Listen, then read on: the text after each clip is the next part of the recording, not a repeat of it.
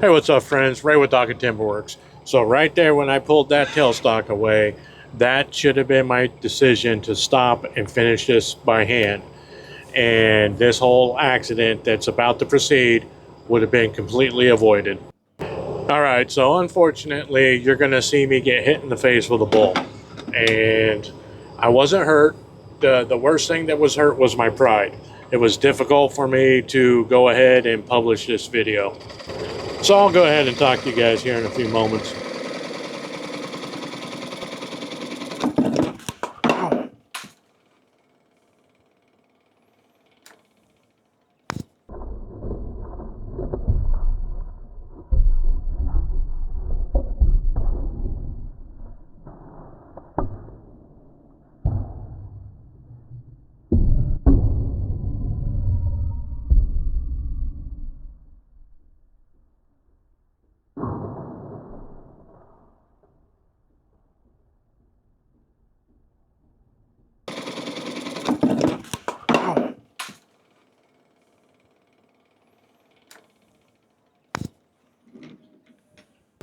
All right, friends, so there you have it. You know, I wasn't seriously hurt. My pride was hurt more than anything else. I got a little bit of a fat lip.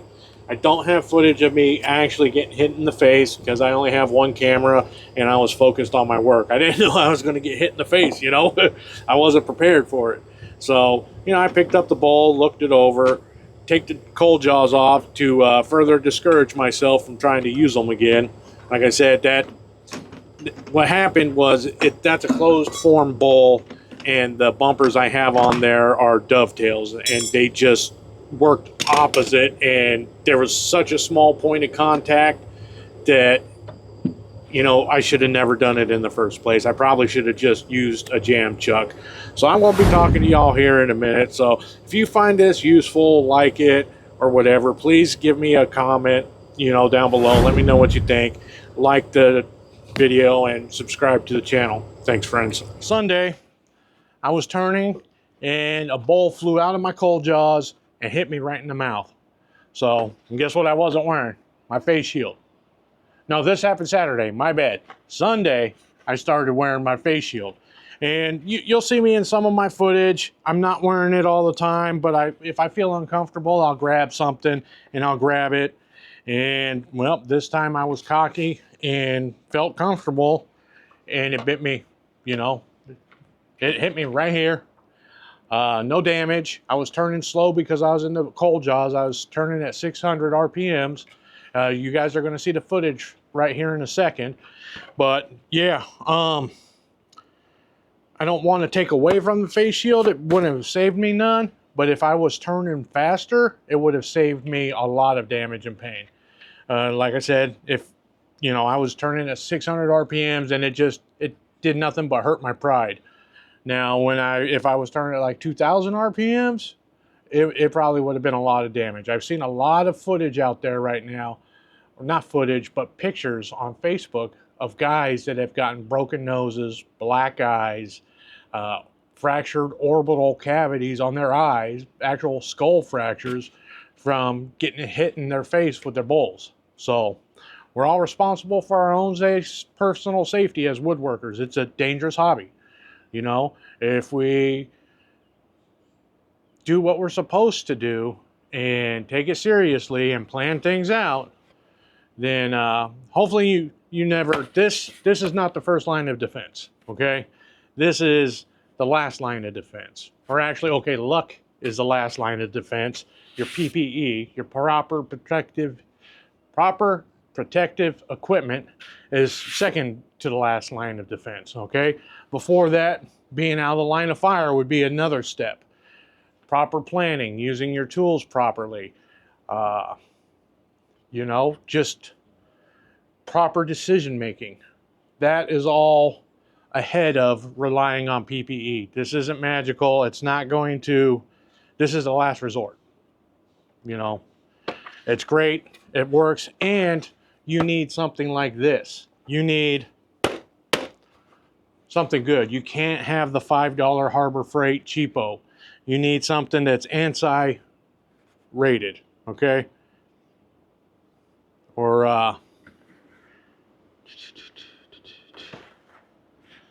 don't even know if this guy's anti-rated, and it's heavy and it's beefy, you know.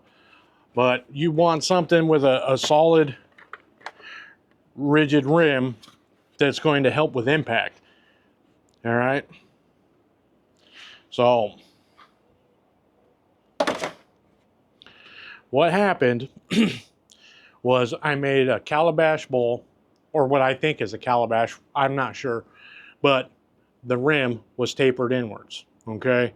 And I thought to myself, I was like, can these cold jaws even grip this? Okay. Because this is the kind of jaws that I have, the bumpers that I have.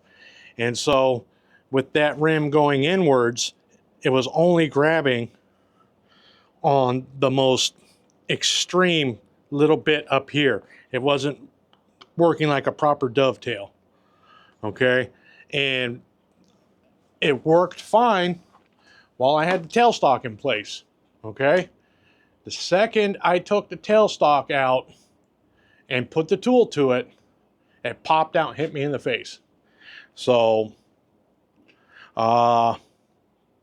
it could have completely been avoided had I, at the second I removed the nub, been done and finished with it. So the root cause of it was inexperience and bad decision making, period. It was all my fault. It wasn't somebody else's fault. It wasn't this product's fault. It was my fault. So, you know, we need to be hold ourselves accountable for our mistakes and know that our decisions have repercussions sometimes. Sometimes positive, sometimes negative. But we are the ones in control. And that has to be, there's a lot of shaming out there on the Facebook groups of equipment and tools, and it's blatantly the user's fault. I see it in these posts all the time, and they blame the equipment and they say, oh, it's cheap junk. No, it's operator error. So if you take anything away from this, you know, like I said, we're all responsible for our personal safety, and our decisions have consequences. You know, taking shortcuts. Don't second guess yourself. If you got a gut feeling that this ain't right, just stop. It's not worth it. You know, you can finish it by hand. I had to finish that bowl by hand. Well, I guess I could have put it up onto this jam chuck here and refinished it, but I decided to just finish it the rest of the way by hand. And sometimes you just got to take those steps. You know, trying to force things or take shortcuts always gets you in the end. So, thanks for watching.